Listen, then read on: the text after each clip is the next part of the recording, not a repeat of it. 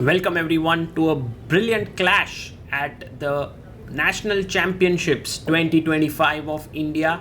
On your screen on the left is Goutham Krishna from Kerala, a very talented young boy born in 2009, and he is rated 2418. He's an IM trying to become a GM.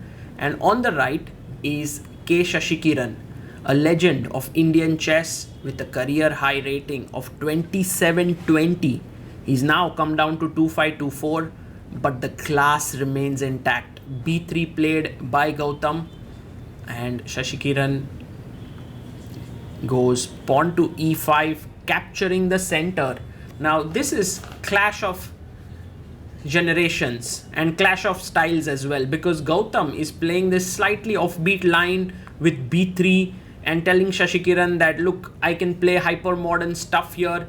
Meanwhile, Sasikiran captures the center, brings his knight out, pawn to e3 played, and now knight f6 is the most common move here, but he goes pawn to d5, and this is perhaps Sasikiran's analysis. Bishop b5 makes a lot of sense, pinning the knight and attacking the e5 pawn. And now he goes bishop d6, very interesting move. A very sharp line starts with f4, trying to take advantage of the g7 pawn, but knight comes out to f3, and now f6 played by Shashi, bolstering the center here. Pawn to c4 played here, and now a6. I like this move a lot because you ask the question to the bishop, it can drop back, but taking seems logical. Bishop takes c6, b takes c6, and look at this strong center that black has. It's absolutely bulletproof, it feels. Queen comes to c2, and one of the ideas is to take and give a check. So bishop e6 defends the d5 pawn. White castles here, and I believe black can go knight to e7. Oh, you have to be careful. c5 would trap the bishop. So knight h6, smartly avoided that. cd5 played, and now Sasikiran takes back. He waits for a bit, takes back with the pawn, cd5. And if a check, then bishop d7, but also not bishop d7, d5 hangs, but king f7, simply moving away. Oh, he gives a check, and now just king f7 played here.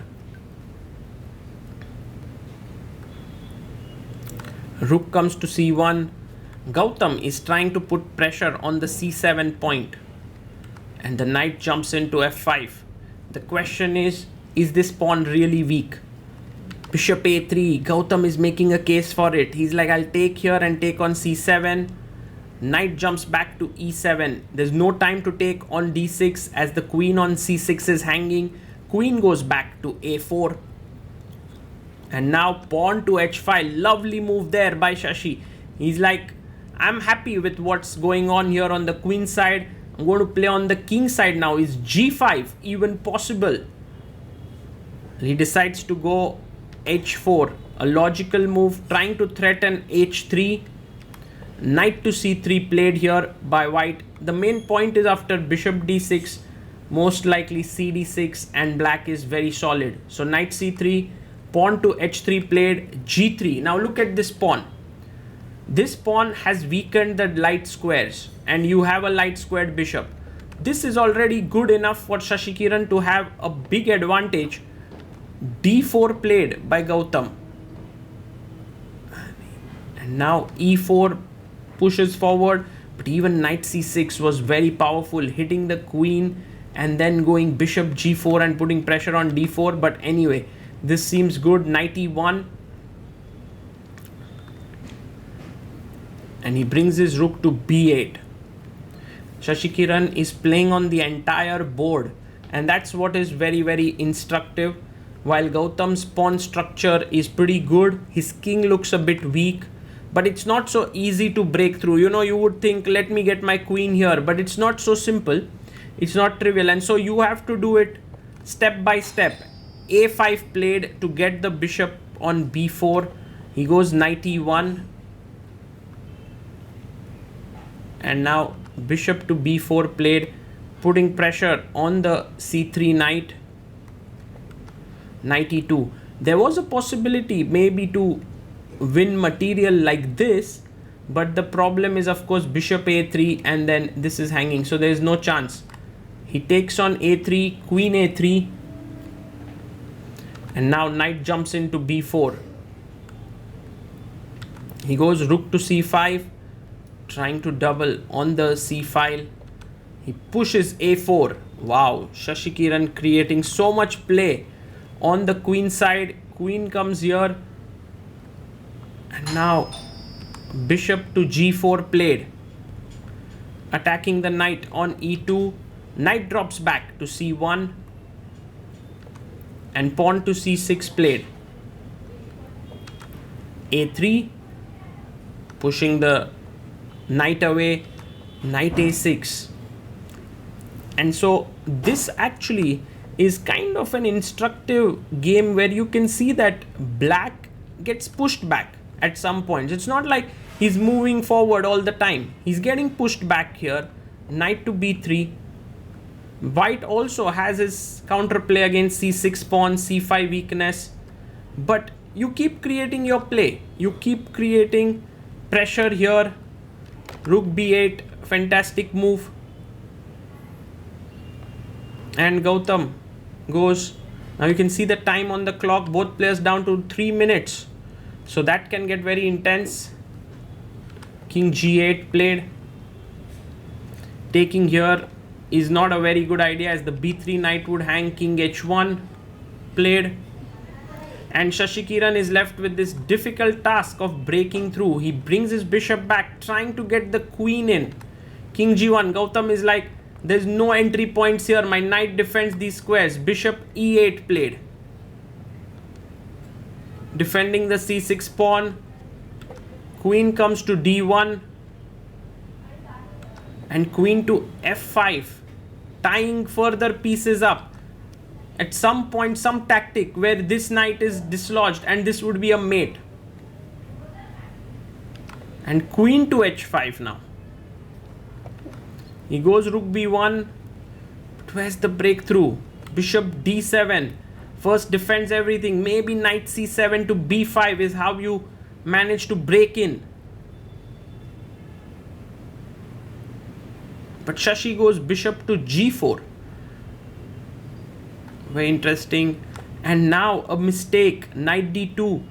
The best way to play is rook takes, knight takes, and bishop d1 with a winning position. But bishop e2 played. Rook takes b1. This is also winning.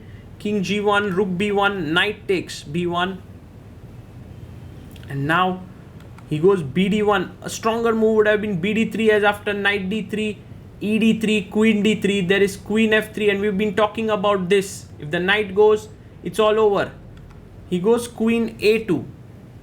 And now the 30 minutes have been added after move 40, so the players can be a little bit more at peace. Rook c1. White is still hanging in. Sasikiran could have finished off the game, but Goutham has managed to hang in there. Queen to d2. Black is still better, but is it winning? Knight c7, and taking here would not be a great idea, as then I can close down this and attack here.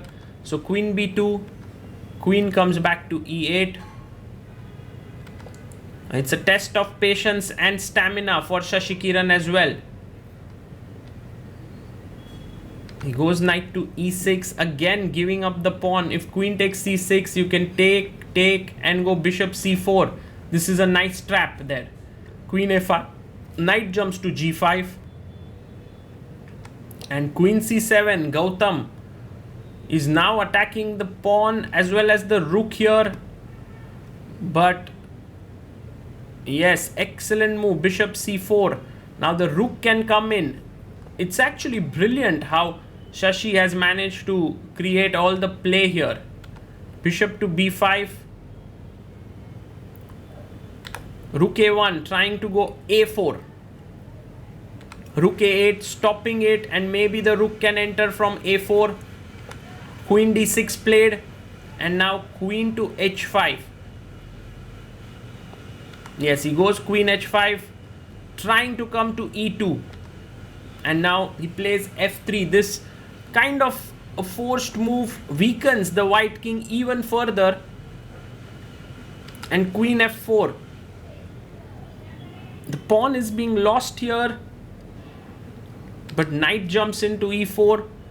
Can we take queen f3? What a staunch defense this has been by Goutham. Really difficult for Shashi to break through, because now knight d2, you lose your queen. If you take the queen, it's not easy. Queen g6, he keeps it. This is experience at play. He's not rushing in. Knight takes e4. He's being careful. D takes e4. Incredible. And at this point, of course, the material is even. But this king, the weakness of the light squares around the king is what gives black the big advantage. If queen takes e4, he takes it. But now, a very important move, rook e8 needs to be found for Shashi. With 3 minutes 30 seconds on the clock, he finds it. Rook e8 played. Goutham goes queen f4. And now queen to e2. But the question is, still, where's the mate? These are all squares that are covered. Queen f2, offering a trade of queens. But now rook takes e3. And if you take here, rook takes a2, and let's say a4, then just bishop a6, and black is winning here with just these pawns rushing down. It's amazing.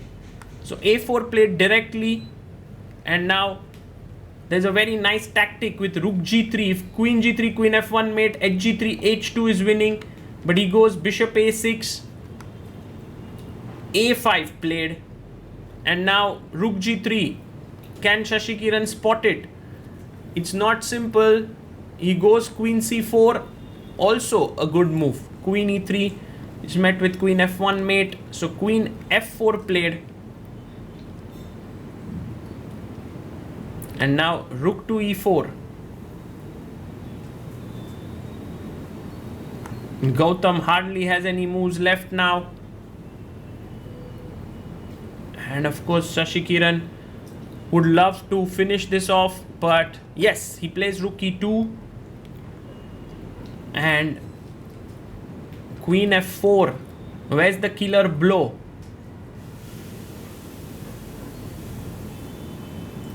Well, it's coming in. Now the threat here, or rook e1 and queen g2, and there's just no defense. Everything is lost here. If knight f3, I give a check and play rook f2, winning the knight. And Sasikiran gets up from his chair.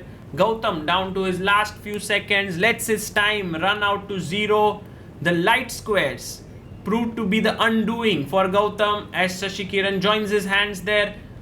Resignation, and Shashi wins the game. He moves on to score. He has beaten Banik, Rishikesh Kumar, Prakhar Tripathi, Harshit Ranjan Sahu, and now Goutham Krishna. So he's on a roll right now. He's playing excellent chess, and who knows, he'll manage to win this tournament once again.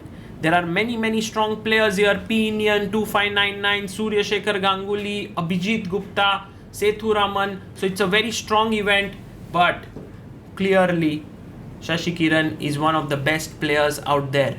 Let's see how he fares for this game. It was wonderful to see him attacking on the light squares, and not just the attack, the way he maintained control, the way he kept his patience when there was no entry point.